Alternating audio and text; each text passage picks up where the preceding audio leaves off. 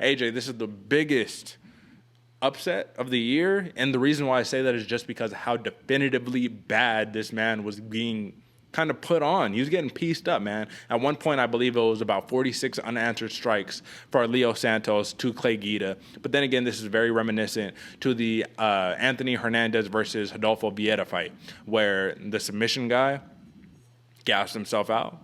And the other guy, which I guess in Hernandez's case was another submission guy, but basically Leo Santos gassed himself out, beating the brakes off of Clay Guida, and Clay Guida used toughness, intangibles, cardio, and unbreakable will to, in turn, break Leo Santos. He did what wrestlers do, what grinders do. He broke the soul of Leo Santos. He snatched it Goggin style. And Guida, honestly, man, this was one of those things where he didn't win off of skill, man. He won off of heart and grit and determination, and you love to see it, especially at a ripe age of about 39 years old.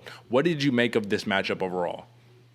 Ooh, never count Guida out, bro. Never. That was insane. Like, literally, this dude is a legend of legends. Leonardo Santos. It's rough when you gas yourself out, and he really tapped to exhaustion more than anything. I know that rear naked choke was deep, but you saw him instantly just go right for the tap, think about it, and then tap.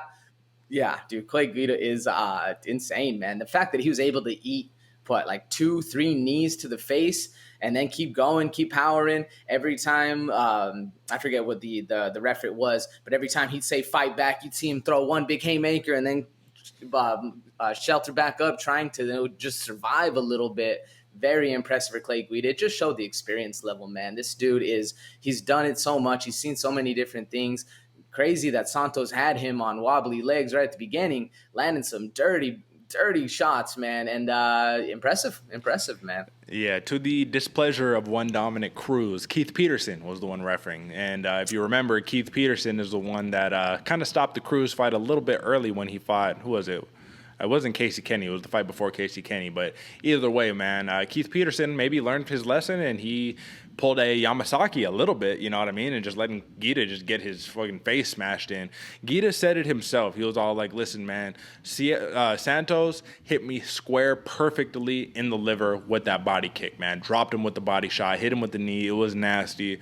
But what's important is that Guida says he was able to hear his corner perfectly, and his corner was telling him, keep your eyes on Santos. Move your head. Keep your hands up. And I think that's what kept him in the fight. That's why Peterson didn't stop the fight. Because it's not like, when you shell up, and I can't do it because I need to stay on the mic, but when you shell up and you're looking down and all that good stuff, and you're not looking at your opponent, you're not defending educated, yeah, you can stop the fight. But when you're staring and you're ducking and weaving and you're doing that defense that Charles Oliveira did when Michael Chandler almost had him out, and he's just kind of ducking and weaving on hands and knees, doing that kind of tripod defense type stuff, man, it'll keep you in the fight. Intangibles won Clay Guida the fight.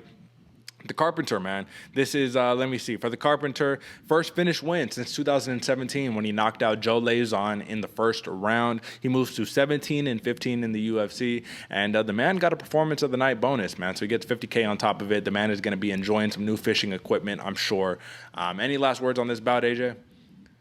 Man, just what impresses me the most is that Guida at 39 is still able to get it done. This dude looks like he's a spry young chicken, bro. Yeah. It's insane. Going to be crazy to see where they get him up for the next fight.